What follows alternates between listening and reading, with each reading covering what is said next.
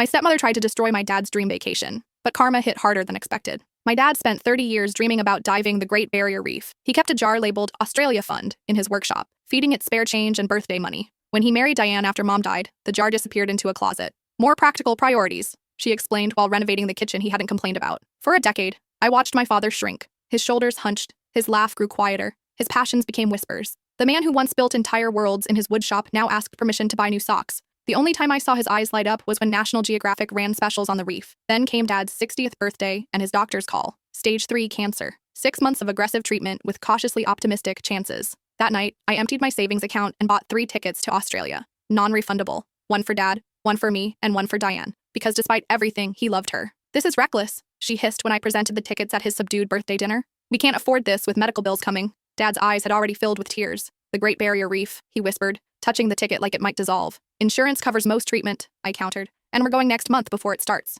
I've already researched accommodations that can work with his dietary needs," I added, sliding over a folder. "And there's a hospital nearby if needed." Diane's smile tightened. "How considerate. Let me look into this further." The sabotage began immediately. First, she accidentally scheduled Dad's first treatment during our travel dates. I had to call the oncologist myself to confirm it could wait 2 weeks without risk. Then our passports mysteriously disappeared. I found them in the garage, soaking in a bucket of rusty water that had leaked from a pipe. Dad wavered. "Maybe the timing isn't right. This might be your only chance," I reminded him gently. 2 days before departure, Diane developed sudden severe back pain. She needed Dad's constant attention. The urgent care doctor found nothing wrong, but suggested stress from the upcoming trip might be the cause. "You two should still go," she said magnanimously from her bed, wincing dramatically when Dad suggested canceling. At the airport, she called. Her mother had fallen. She needed to fly to Ohio immediately. Dad would need to transfer money from their joint account to cover emergency expenses. He was reaching for his phone when I grabbed his wrist. "Dad," I said quietly, "there's something you need to know." I pulled out my tablet and opened the folder labeled Proof. Inside were screenshots of her text messages with a man named Carl.